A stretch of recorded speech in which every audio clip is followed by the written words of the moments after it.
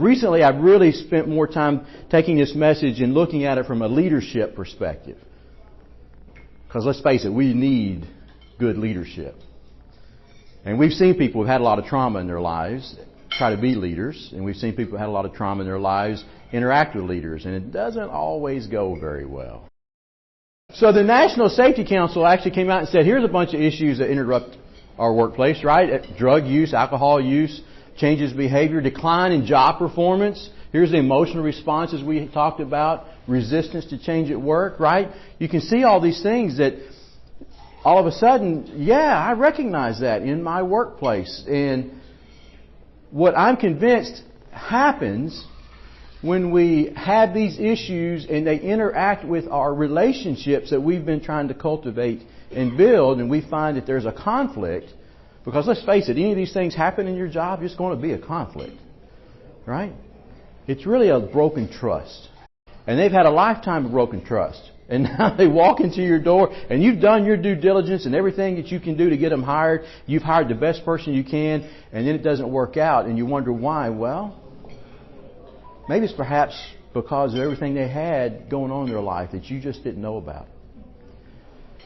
Maybe it's because of everything that went on in your life that we kind of compartmentalize and put in our little boxes and sit on the shelves because it can be painful to deal with. Because nobody wants to talk about it.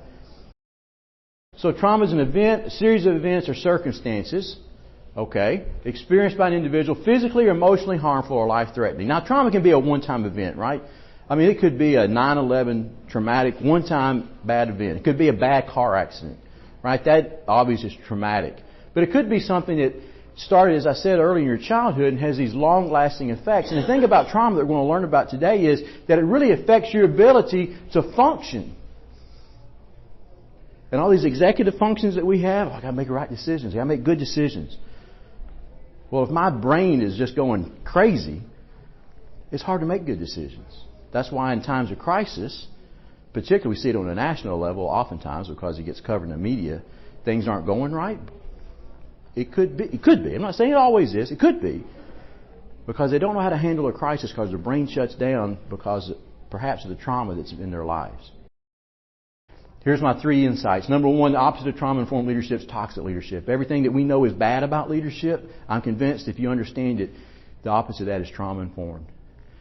The second thing is that the heart of trauma-informed leadership is helping people become at peace with their past so they can prosper in their future.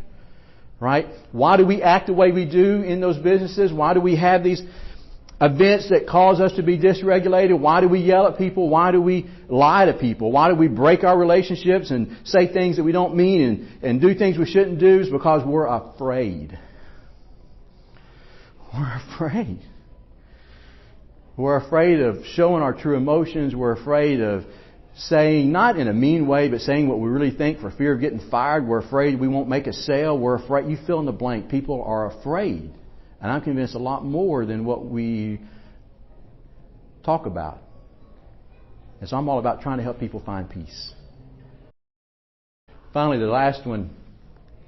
Communication, a cornerstone of good leadership, is directly affected not only by the actions of each party, not only by the conversations that you have, but by their experiences with trauma. I know that all of us want our employees to have and make the best decisions they can. But I'm convinced they won't do it without trauma-informed leadership.